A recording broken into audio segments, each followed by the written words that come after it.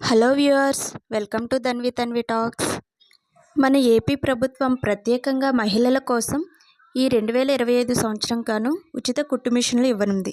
అయితే ఎవరికి వస్తాయి, ఎలా అప్లై చేయాలి, ఏం డాక్యుమెంట్స్ కావాలి అనే క్లియర్ ఇన్ఫర్మేషన్ని ఈ వీడియోలో షార్ట్ అండ్ క్లియర్గా చెప్పేద్దాం. ఆంధ్రప్రదేశ్ ప్రభుత్వం రాష్ట్ర వ్యాప్తంగా పేదింటి మహిళల కోసం ఉచితంగా కుట్టు మిషన్లతో పాటు టైలరింగ్ శిక్షణ కూడా ఇవ్వనుంది. ఈ నెల అంటే మార్చి 8వ తారీఖున మహిళా దినోత్సవం రోజున మన సీఎం గారు చంద్రబాబు నాయుడు గారు ప్రకాశం జిల్లా మార్కాపురంలో ఈ ఉచిత కుట్టు మిషన్ స్కీమ్ను ప్రారంభించారు. ఈ 2024-25 సంవత్సరం గాను రాష్ట్ర వ్యాప్తంగా 26 జిల్లాల్లో 60 నియోజకవర్గాలకు ఒక్కొక్క నియోజకవర్గానికి 3,000 చొప్పున మొత్తం 1,00,000 కుట్టు మిషన్లు అయితే ఉచితంగా పంపిణీ చేయనుంది. అయితే ఈ పథకానికి ఎవరు అర్హులు అంటే BCEWS కులాలకు చెందిన వారికి, ఆడవారికి మాత్రమే. అలాగే ఏపీలో స్థిర నివాసం కలిగి ఉండాలి. 20 నుంచి 40 ఏళ్ల మధ్య ఉన్న ఆడవారందరికీ కూడా వర్తిస్తుంది.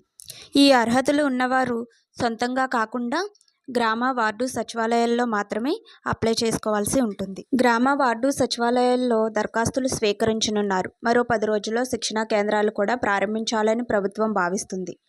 టైలరింగ్లో శిక్షణ ఇవ్వడం కోసం కాంట్రాక్టర్స్ ఎంపిక కూడా ఆల్రెడీ పూర్తయిపోయింది.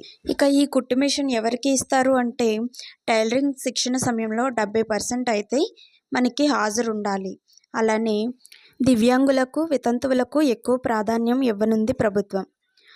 ఇంకా చూసుకున్నట్లయితే మనకి ఆదాయం కూడా 1,50,000 కన్నా ఎక్కువ ఉండకూడదు. అలాగే హౌస్ మ్యాపింగ్ను కూడా ప్రామాణికంగా తీసుకునే అవకాశం ఉంది.